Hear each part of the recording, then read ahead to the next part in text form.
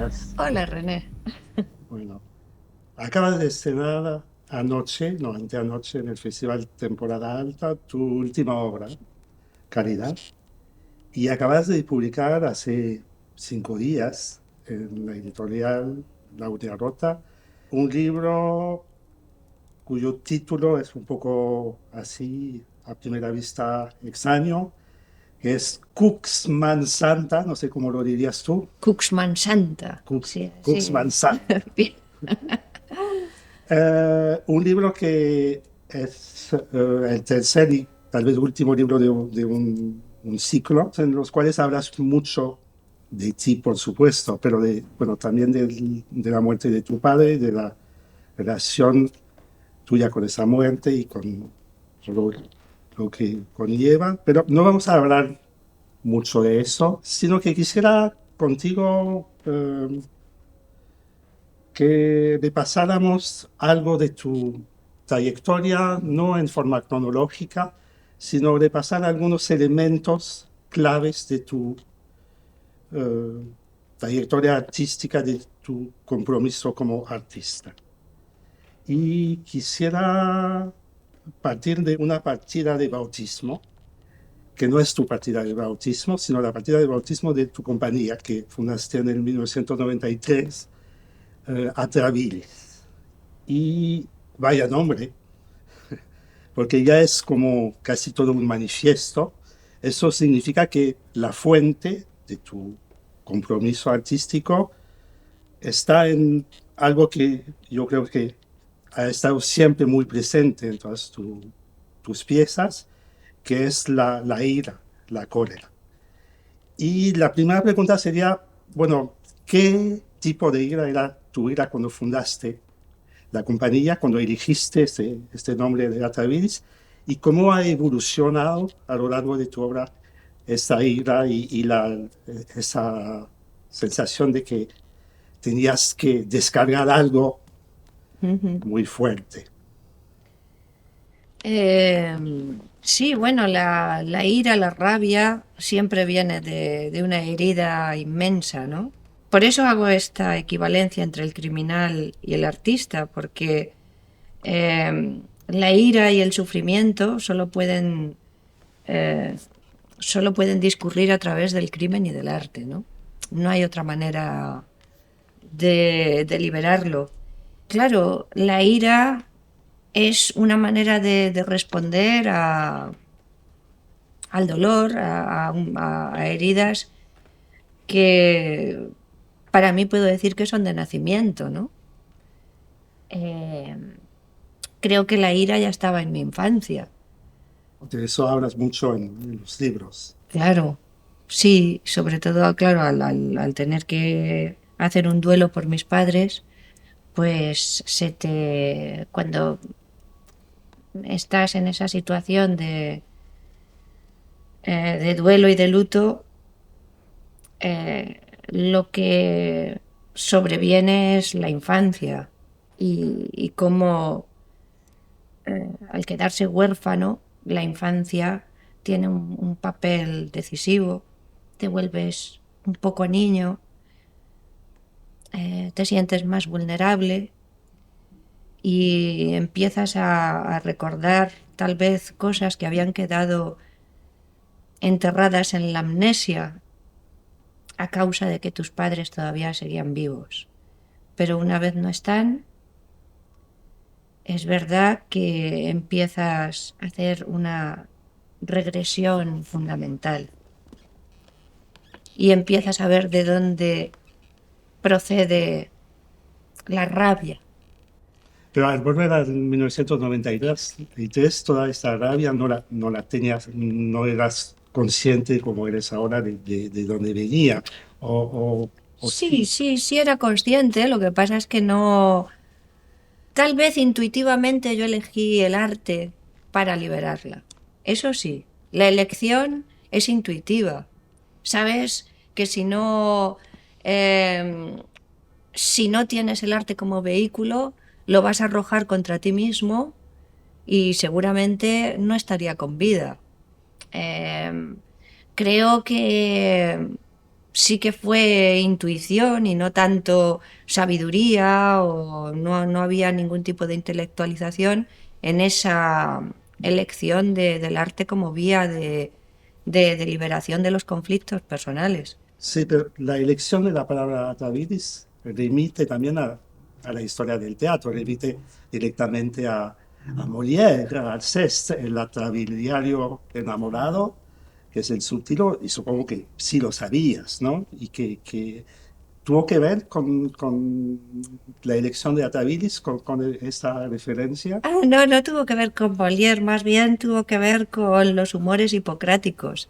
Con la descripción de los humores hipocráticos ya está la bilis negra, que es la que tiene que ver con la melancolía. Sí, En los estudios de medicina clásicos, ¿no?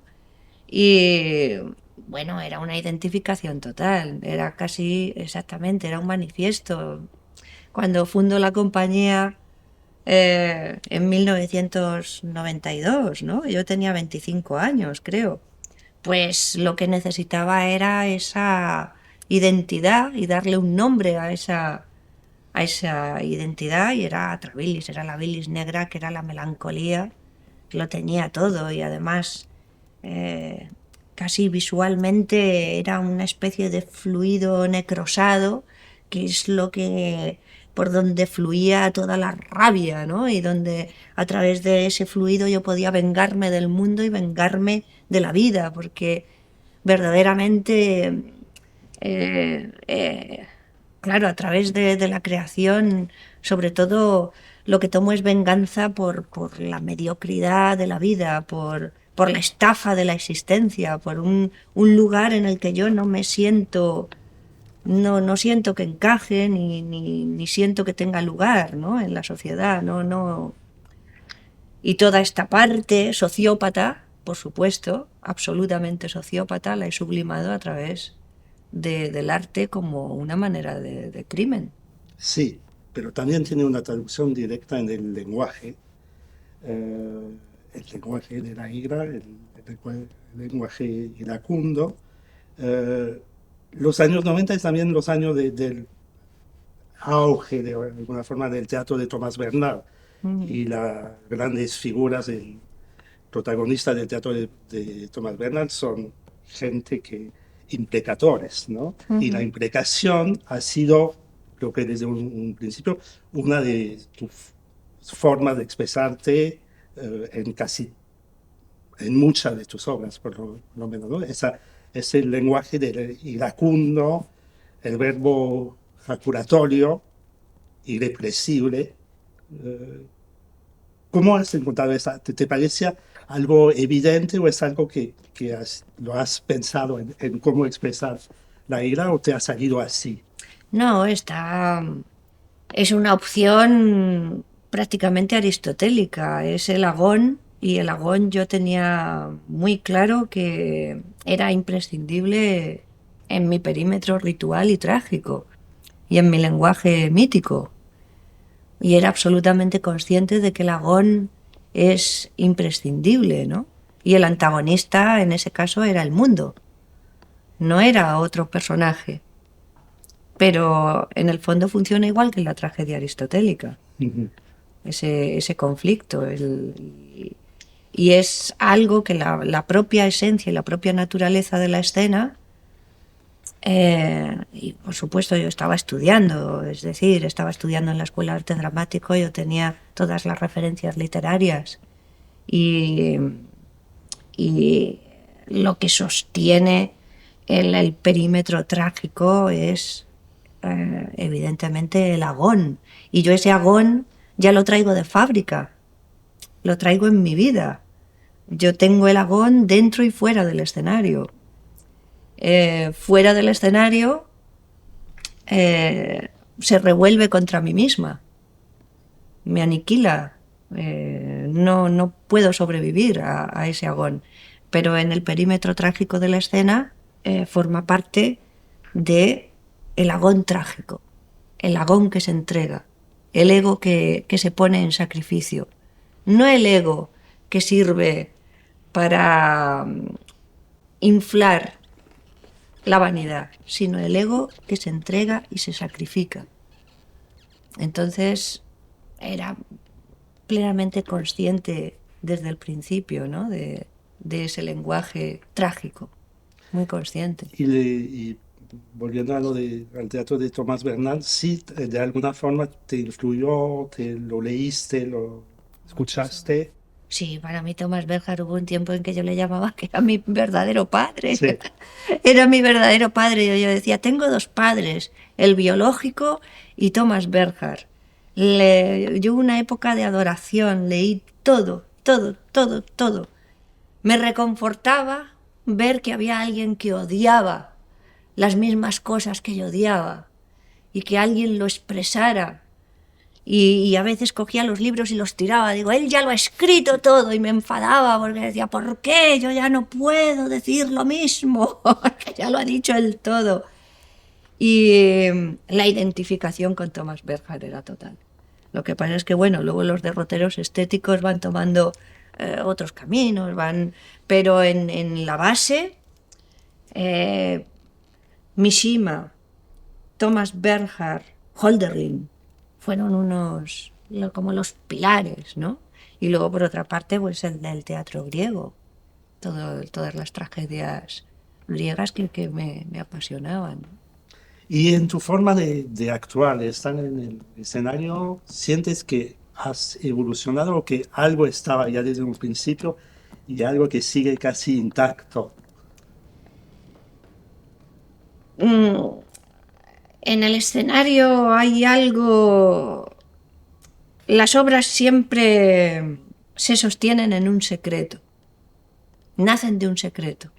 Otra cosa es lo que cuando lo formalizas y formalizas la descripción de la obra y la argumentación y la exposición de la obra, eso es una cosa, porque claro, tienes que organizar un caos, tanto exterior como interior. Pero ese secreto que sostiene la obra y que es profundamente íntimo y responde a la intimidad y jamás se cuenta ni jamás saldrá a la luz, jamás, todo ese andamiaje íntimo, eso está desde el principio y es de donde yo tomo la fuerza. Yo la fuerza la tomo de mis propios infiernos internos. Eso es lo que está desde la primera obra que hice desde pequeñita. Está lo que yo tomo desde los adentros y eso luego sostiene todo el edificio formal, que por supuesto es un trabajo inmenso. La gente piensa que esto es víscera, ¿no? Pero no, la víscera sostiene, pero el edificio formal. ¿Pero dirías que es el mismo secreto o que cada vez es algo No, por distinto? supuesto, cada vez son secretos diferentes. Claro, las letras, como decía Manuel Agujetas, las escribe la vida. Una vez mi traductora al francés, Cristina Basserot, me dijo, mira, Angélica, tu obra es como ver una vida por capítulos. Entonces, al siguiente hay un capítulo y luego viene el siguiente capítulo y luego el siguiente capítulo. Es una telenovela.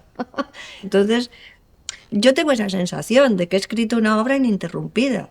Sí. Pero no desde mi primer estreno, sino desde lo que yo escribía a los 9, 10 años. A los 9, 10 años ya llaman desde el colegio a mis padres preocupados por un poema que yo había presentado en un trabajo escolar, que se llamaba Soledad, a los 9 años. ¿Lo tienes todavía? Debo tenerlo, pero no he entrado en casa de mis padres desde que Está ahí. fallecieron y está allí. Y algún día entraré. Pero, claro, imagínate, a los 9 años titular, el título era así, más grande que el poema, Soledad. Eso fue ya motivo de alerta por parte de los profesores. Entonces, luego ya a los 12, 13 años escribía obras de 200 páginas. Es algo. Y es desde esos primeros poemas hasta hoy, es una obra ininterrumpida. ¿Por qué? Porque es verdad, las letras las hace la vida, ¿no? No elijo un tema, voy a hablar de un tema, o voy a hacer esto, o las tendencias, o esto, lo otro, o voy a romper contra el teatro. A mí nunca me ha preocupado eso, que es lo que tal vez piensan que es la base de mi teatro, no es esa. La base de mi teatro es las letras que va haciendo la vida. Y la caja de los secretos. Y la caja de los secretos, esa no se puede abrir jamás. Esa no se puede abrir jamás. Pero es lo que sostiene las obras, es ese secreto. Y es ese andamiaje que al final se denomina críptico. Entonces, donde todo el mundo se rasga las vestiduras por ver lo críptico, para mí hay una dramaturgia clara, clarísima. Es, además, sostenida casi siempre pues, por unas reglas, como decía antes, aristotélicas y clásicas. A mí esta cosa autorreferencial de hacer teatro contra el teatro, no, yo cuando me meto en la sala de ensayos lo que veo es la manera de darle forma poética y de hacer poemas y de aportar belleza a ese secreto. Y eso pues es un trabajo inmenso a veces y que genera muchísima angustia, porque a la sala de ensayos entras pues pues casi como un, no sé, casi como un retrasado, ¿no? Es como entrar sin saber muy bien, y a mí esa sensación me gusta de no tener bagaje, entrar como con esa inexperiencia cada vez y con ese asombro y con ese material que no sabes muy bien cómo manejar y que de repente te sientes pues muy frágil, muy vulnerable, te sientes un tonto con un material que no sabes qué vas a hacer con él, y a mí esa sensación me gusta. Nunca trabajo desde esa superioridad. Básicamente lo que me siento es profundamente inferior. Es verdad que esta profesión está hecha de personas que defienden su superioridad, pero a mí me gusta trabajar desde la insignificancia, desde mi insignificancia y bajo la influencia siempre. Una influencia que me abrume ante lo que yo me sienta inferior y que eso lo pueda manejar, porque no, desde la superioridad sería inútil trabajar, y sobre todo cuando lo que sostiene la obra es la intimidad, ese secreto, pues estás en un estado de vulnerabilidad infinito, ¿no? Que luego, pues, bueno, pues se arrastra por el fango de la crítica y ya está. Bueno, pero volviendo a lo al verbo de la ira y a la forma del discurso, escuchándote, uno podría pensar que finalmente nada fundamental ha cambiado en tu enfoque de cómo, no sé, llevar un verbo y decir lo que tienes que decir. Pero ese verbo que ha sido en muchas de tus obras un verbo muy ruidoso, muy fuerte, de mucho volumen, yo siento que en varias de tus últimas obras eso está cambiando un poco y que vas hacia otra cosa que parece de alguna forma lógico, ¿no? Que sería la tentación del silencio. Eso quedó evidente en una obra reciente como Telebrante, que a mí personalmente es una de las obras tuyas que más me llegaron, justamente porque pensaba, está llegando a algo fundamental, y ese algo es la tentación del silencio. ¿Puedes hablarnos un poco más de eso? Claro que sí, además me parece precioso porque no lo has verbalizado de una manera magnífica, la tentación del silencio. Es verdad que la palabra ha sido mi manera de vengarme contra la herida, ¿no? Y de hacer hablar a la herida. Pero al mismo tiempo se ha ido convirtiendo poco a poco en un castigo. Y siempre ha estado ese ir contra algo que no quieres que se convierta en un don. No quieres caer. Por una parte está la tentación de trabajar con tus dones, y por otra la tentación de ir contra ellos. Y en ese sentido la palabra siempre me ha parecido insuficiente. Por otra parte, es una exigencia y una autoexigencia inmensa, inmensa, la que me impongo con el verbo, y eso muchas veces se convierte en una condena terrible. Y por otra parte, siento siempre ese conflicto de si la verdad, la palabra, está a la altura de lo que yo quiero expresar. Siempre lo siento como un fracaso. Siempre que utilizo la palabra, me veo fracasar. Lo siento un fracaso. Digo, no, he fracasado.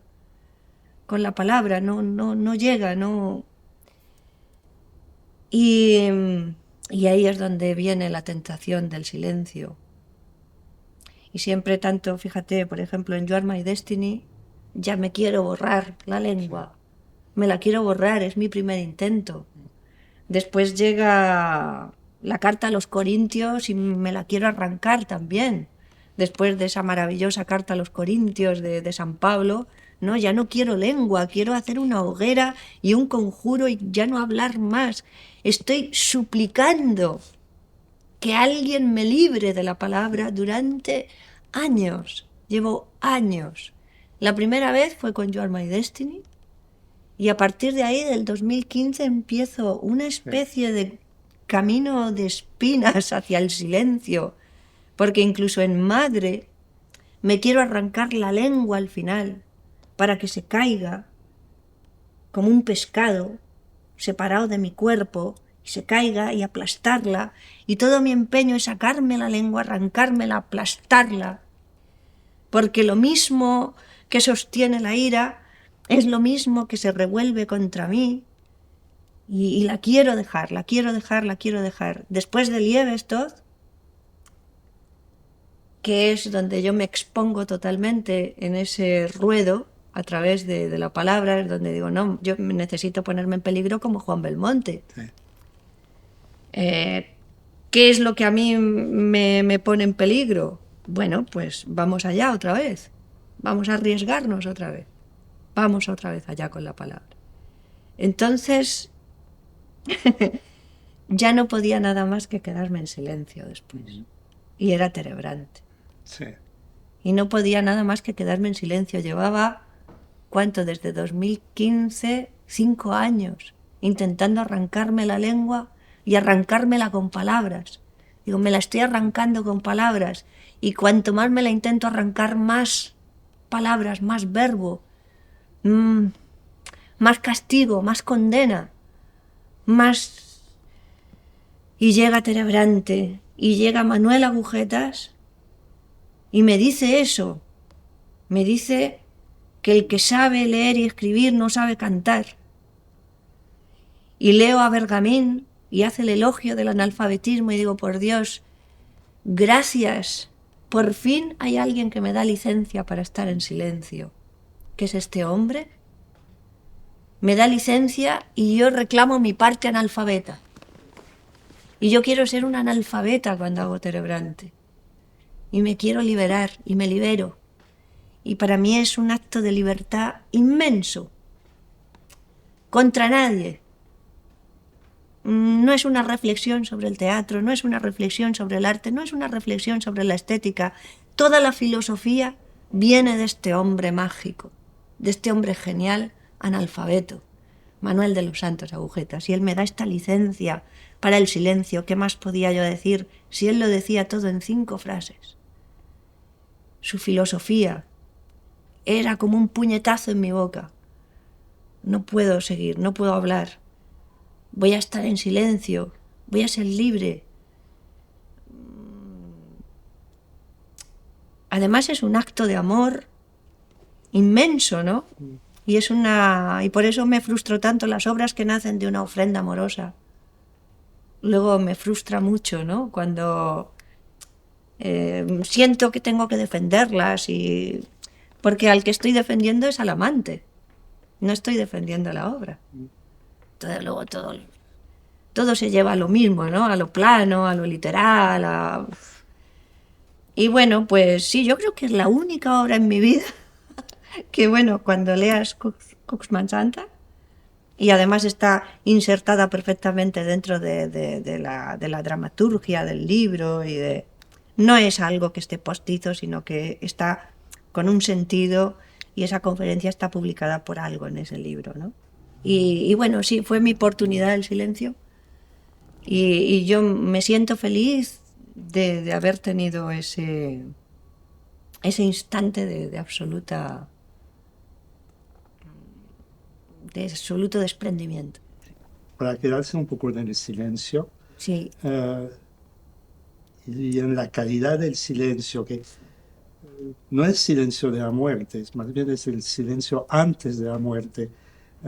Para mí remite a, no sé, algo de tal vez el silencio más puro que conozca, que es el silencio en los toros justo antes de la muerte, mm, el momento en que todo se suspende, los pocos segundos cuando está con la espada lista, está el animal frente al torero, y en ese momento hay un silencio que creo que nunca he escuchado en otra parte, y un silencio de una intensidad increíble. Entonces me llama la atención también de que ese camino hacia el silencio, eh, una de sus últimas etapas haya sido el encuentro con los toros, ¿no? mm. Sí, pues fíjate, yo esto lo siento, esto que dices de ese silencio antes de entrar a matar, cada vez que se apaga la luz del público, Sí, algo tiene que ver. Sí, sin duda. cuando escucho ese silencio, Sin la menor duda, algo tiene que ver. Sí. es... mm,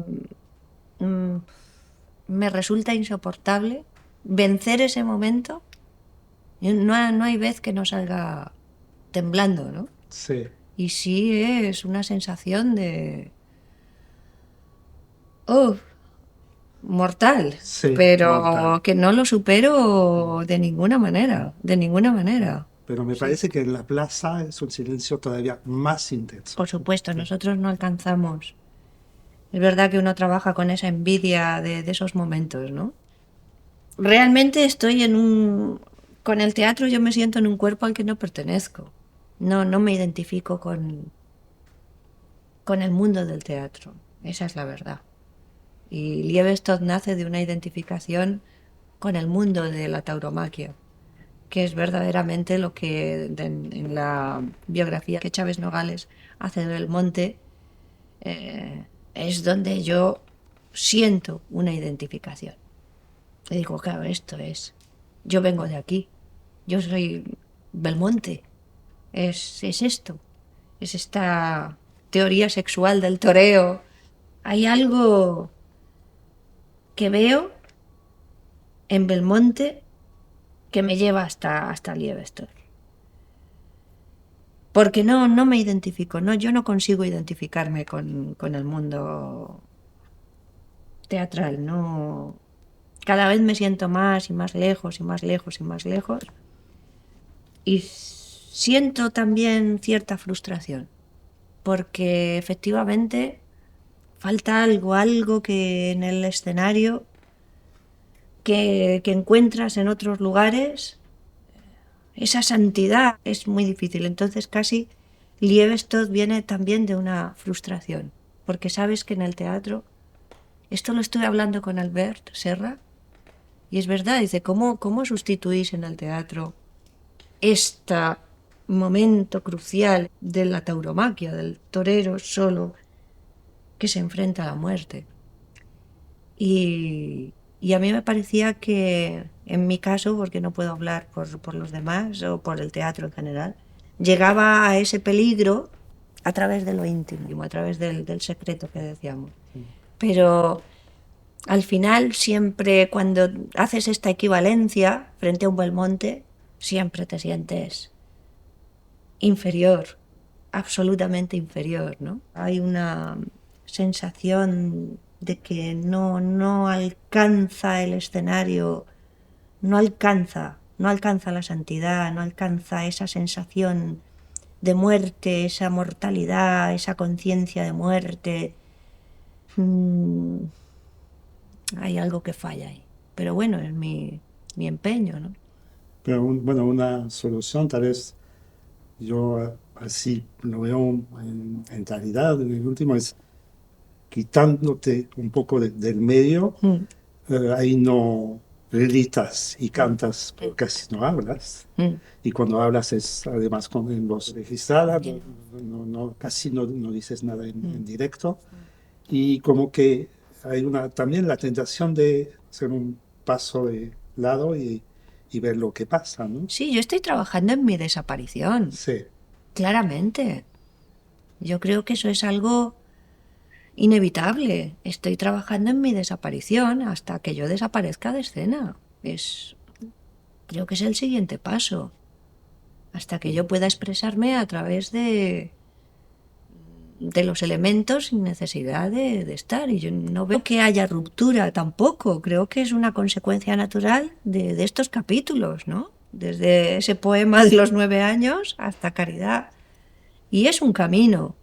Es un camino. Y por otra parte sí que tengo esa inquietud también. Por una parte estoy trabajando en mi desaparición, que eso me va a obligar a manejar el caos y a manejar el agón de otra manera. Y por otra parte, no solamente tengo la tentación del silencio total, sino que tengo la tentación y el deseo, el inmenso deseo de ser cada vez más incomprensible, de hacer obras cada vez más crípticas, no dar pistas, quitar todo tipo de información, que no sepan por qué esa imagen está ahí. Yo seguiré teniendo el secreto de la imagen. Tal vez lo revele, tal vez no, pero todo mi trabajo ahora mismo va enfocado hacia ese encuentro, el encuentro entre mi desaparición y algo cada vez y cada vez y cada vez más alejado de la realidad. Pero yo creo que cuanto más se aleja uno de la realidad, más se acerca a la esencia, más se acerca al espíritu, más te alejas de la mediocridad de la vida, de la mediocridad de lo real. Y bueno, supongo que en algún momento se encontrarán esos dos caminos.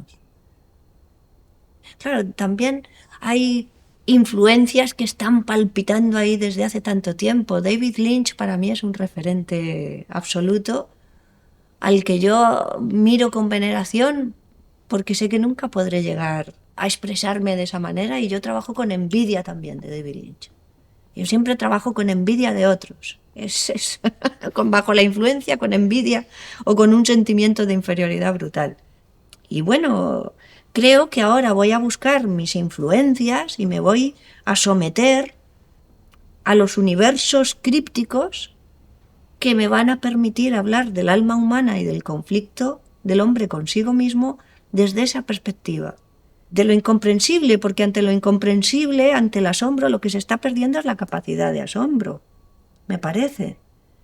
Y ante el asombro nos quedamos indefensos, más vulnerables, y es un camino que quiero explorar.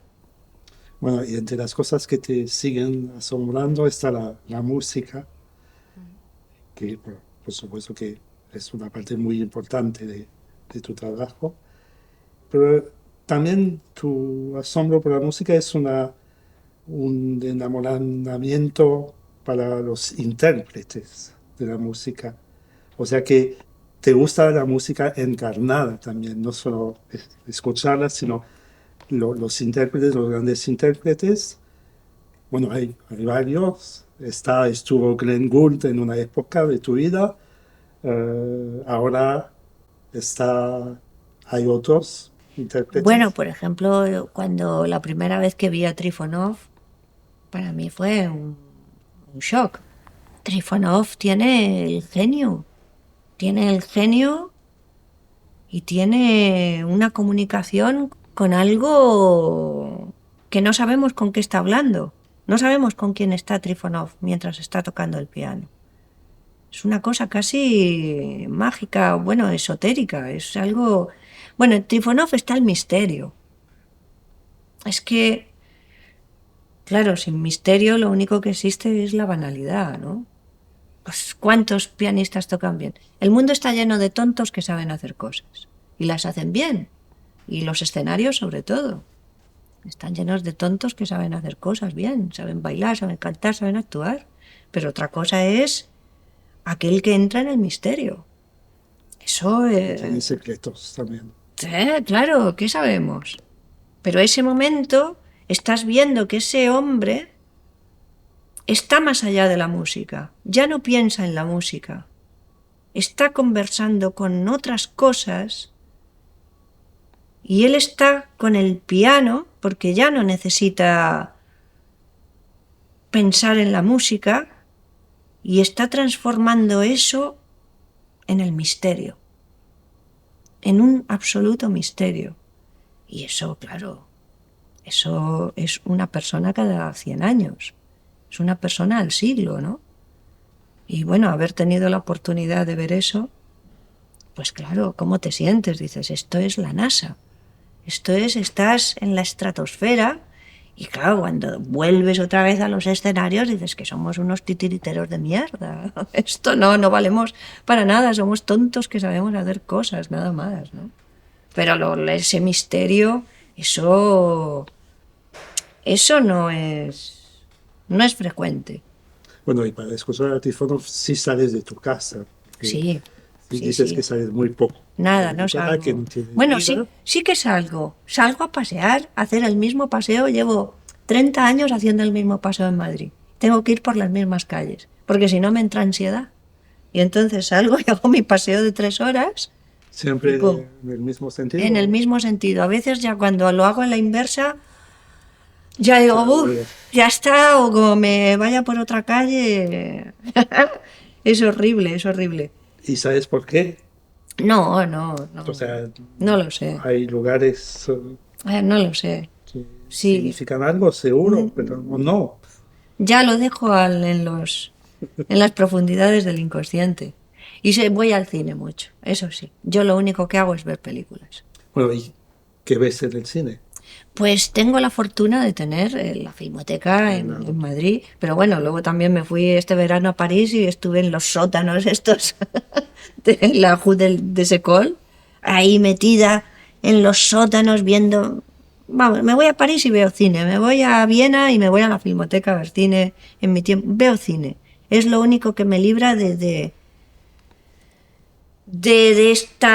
la existencia, o sea, de la ruindad de la existencia y de su mediocridad. Yo me meto en el cine, en esa sala oscura y ahí eso es lo que me ayuda a vivir. Y me ayuda a vivir de verdad, ¿eh? Y bueno, pues veo de todo, dependiendo de los ciclos. Hay películas que he visto ya tantísimas veces, pero este verano concretamente descubrí la filmografía de Zulawski, Que no la conocías. que no la conocía. Eso fue magnífico. Ujú. De hecho, está Zulawski en Caridad. Está Isabel Adjani Sí. en Posesión, Sí. que fue para mí, Sí. digo, no. Entonces, No es la única cita, es la cita de Godard. bueno, está de Le Desprecio, Mépris, sí, Le de Mépris de por supuesto. Godard.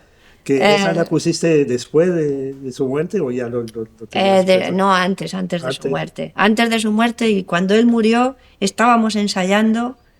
La primera vez que hago un ensayo con Le Mépris, el día después de la muerte de Godard, me deshice en lágrimas. Dije, este hombre es fundacional, lo que nos ha dado Godard es fundacional, ¿no? Es bíblico.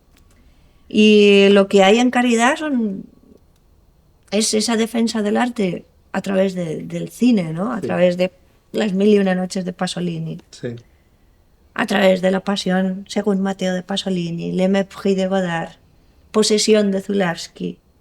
Entonces todo eso va salpicando y todos esos homenajes o citas que hago en Caridad están ahí precisamente para arropar esta obsesión, que ya es una obsesión por defender el arte y al artista de la agresión de la estupidez y de la agresión de los tiempos, que son los más banales que nos han tocado vivir.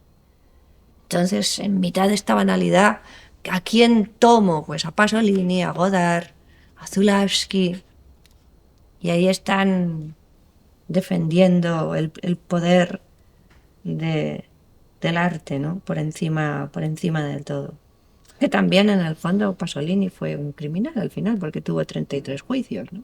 Sí, También fue tratado como un criminal. sí. Eh, el mundo, justamente, ese mundo del cual te quedas alejada, bueno, dices que pasas muchísimo tiempo encerrada sola en tu casa, trabajando, escribiendo.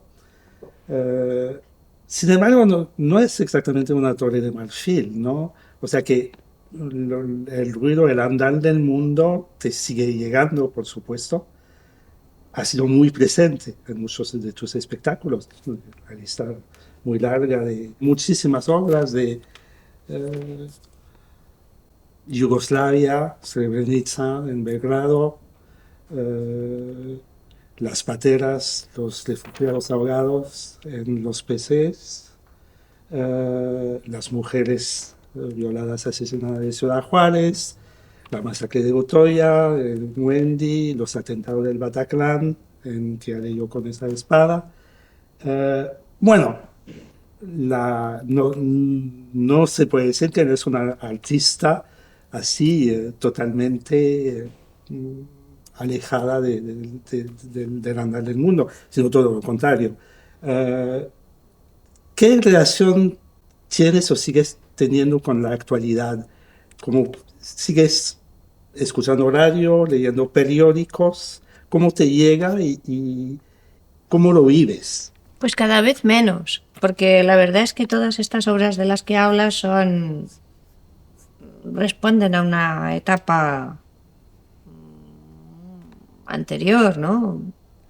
Yo creo que los peces son de 2003.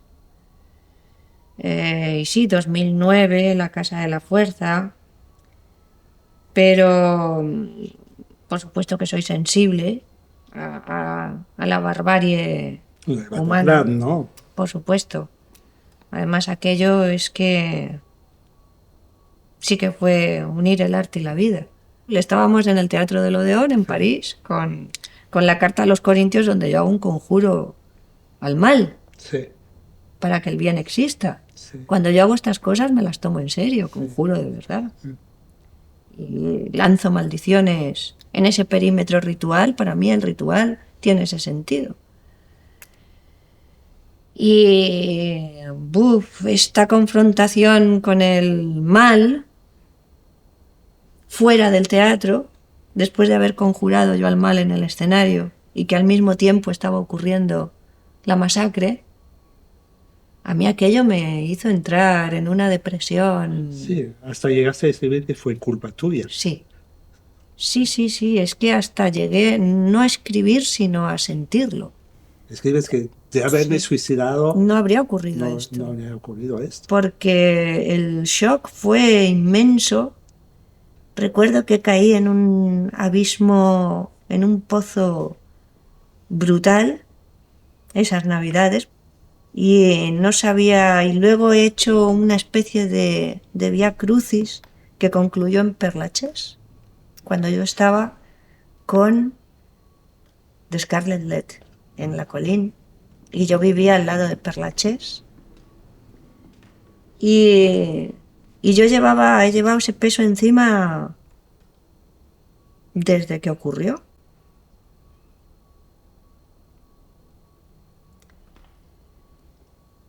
Llego a Perlachés paseando.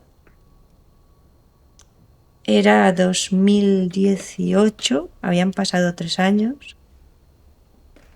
Y ya sabes, bueno, paseando por ese cementerio y noto, digo, ¿por dónde voy? ¿Por dónde camino? Y siento que hay algo que me tira de este brazo hacia allá.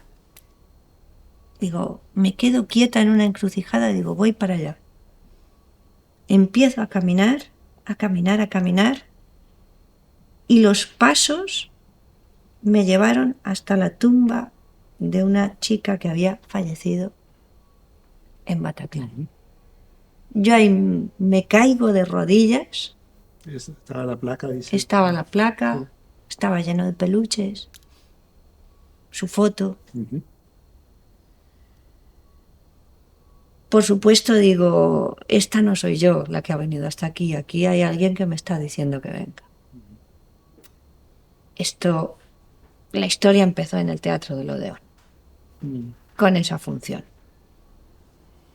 Me caigo al suelo de rodillas, Sindo iba conmigo, empiezo a llorar con una... no sé de dónde nacía aquello. Empecé a pedirle perdón. Le decía, perdóname, por favor, perdóname, perdóname. Cogía la foto, la tocaba, perdóname, perdóname. Y ahí di por concluido este periodo de oscuridad terrible que llevé como un abrigo encima, como una sombra, un pájaro, unas alas, un cuervo, no sé. Y no puedo explicar, es decir, es que si tengo que racionalizar esto, es que no lo puedo racionalizar, es que lo viví así. Y en fin, y luego, bueno, de ahí nace la espada. Sí. ¿Qué haré yo con esta espada? Y ahí me pongo yo en la figura del mal. Sí. Pero solamente para declarar mi amor a París. Y yo no sé si esto se llegó a entender. Creo que me castigaron bien, porque claro, habían pasado solamente meses. Esto ocurrió noviembre de 2015 en París y yo estreno en Aviñón en julio de 2016. Sí, sí. Y lo que yo quería era, a través de ponerme en esa figura del mal, redimirme y decir, he sido yo, venid a matarme. Todos los soldados, ¿te acuerdas que entonces Francia estaba armada completamente, militarizada, estaban los soldados con las armas? Y yo llegaba a pensar, cuando llegaba a las estaciones, a los aeropuertos, decir, si soy yo, estoy aquí, ¿por qué? Pero todo esto de verdad, todo esto lo vivía mi cuerpo, mi cabeza, yo vivía en una turbulencia que... pesadillas, bueno, me pongo en esa figura, por favor, matadme, lo digo en el escenario, soy yo la que ha provocado esto, y lo único que yo lo que quería era declarar mi amor por París, mi amor por Francia, darle las gracias a ese país por haberme acogido. Pero claro, no, yo supongo que fue una cosa muy, muy delicada y me arriesgué muchísimo en ese instante, pero bueno, ahí terminó, ¿no? Concluyó con la espada en 2016. Sí, estaba también el contrapunto luminoso de las chicas y la belleza. Hombre, claro, y la belleza de esas mujeres. Mujeres, o sea, bellas. Sí. Esa apuesta por la belleza, decir, no veis, es distinto.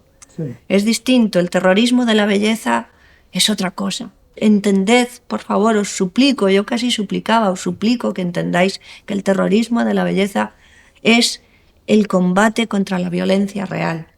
Y que cuando uno traslada la violencia real a un escenario, se convierte en algo ético. Siempre lo inmoral siempre deviene en ético en el escenario, porque el escenario es ético per se. Y por eso el racionalismo está apoyado incluso en unos pilares inmorales, como es el sadismo, ¿no? Todo el imaginario sadiano pertenece también a la cúspide dieciochesca, ¿no? A ese racionalismo que está basado en la hipermoral, es decir, el que escribe las mayores aberraciones literarias es el que se opone a la pena de muerte, ¿no? durante la Revolución, que es el Marqués de Sade. Y para mí, bueno, pues es siempre, yo el Marqués de Sade siempre lo tengo como un ejemplo, porque para mí me parece claro y evidente, y había mucho también de esa reflexión sadiana en la espada, ¿no? Sí. Y es algo, también es una reflexión que me obsesiona, todo eso, la filosofía del tocador de Sade, del Marqués de Sade, sobre todo para ejemplificar que la violencia, que el terrorismo de la belleza es absolutamente opuesto al terrorismo a la violencia real, ¿no? Y bueno, ahí quedó la espada como conclusión. Pero eso significa que decías que no piensas, o sea, se terminó un ciclo, o sea, que Sí. ya no quieres hablar de, no sé, de la actualidad de la guerra de Ucrania, No, no no lo va, siento, no, no, no. no siento la necesidad. No. Eh, no quiero que la política o todo o el mensaje o afecte a ese combate con el alma humana. Me quiero llegar a ese conflicto del hombre consigo mismo ajena al mensaje. Me quiero desprender de toda esa polisemia, ¿no? Lo que acaba de decir es también, bueno, tiene, yo creo que directamente que ver con el hecho de que no quieres que otros monten tus obras, no quieres que puedan ser consideradas como obras de denuncia, y, o sea, más bien sería un contrasentido absoluto, ¿no? Lo Sí, que dice. sí, sí. Y por eso, ¿no? Que ya no estás dando autorización para que No, monten la Casa de Fuerza. Yo sé que no. has tenido muchos pedidos, ¿no? Sí, constantemente, pero claro, eh, desde un lugar absolutamente banal del mensaje, más plano y más. A mí lo que hace las obras, que las obras tengan un valor es su supremacía estética y la sublimación a través de la estética, pero el mensaje por sí mismo no lo trivializa y trivializa, porque no se hace desde el punto de vista de lo poético, sino desde el titular de prensa, y a mí eso no, no, y no. No, luego también los cortes, esto, montan fragmentos, tal. No, no me apetece dar, no, no me apetece dar el derecho de mis obras, no. Cuando llegue a lo mejor alguien que en el que yo confíe, sí, pero para hacer política no doy los derechos. En una entrevista en El País del año pasado, hablabas de tu testamento, decías que en mi testamento le he dejado mis escasos bienes a una pintura del Museo del Prado, que es el Cristo sostenido por un ángel de Antonello di Messina. Mm. ¿Qué más hay en tu testamento? Nada más, nada más. Sí, sí, hasta el museo se puso en contacto y todo después de leer la entrevista. Sí, sí, bueno, esto es para nosotros. Pues, ya, cuando es lo que pienso. Tengo una conciencia de mortalidad tan enorme que a veces eso me genera una distancia con esta hoguera de las vanidades que, es verdad, yo ya estoy preparando mi muerte y mi desaparición. Lo veo todo con ¿Y una por qué esta distancia. pintura? Hombre, he pasado horas, ¿eh? Es uno de mis cuadros favoritos. Son no solamente del Museo del Prado, sino de tanta pintura que he visto. Y no sé, me produce una angustia tremenda, una sensación de insoportable muchas veces, otras veces veo a un hombre, siento piedad por todos nosotros. Me hace sentir piedad, me despierta en mí la piedad por el hombre, por nuestro triste paso por la vida, ¿no? Y nuestra pobreza y al mismo tiempo, pues, la figura de Cristo. Cómo se ha traducido en el máximo.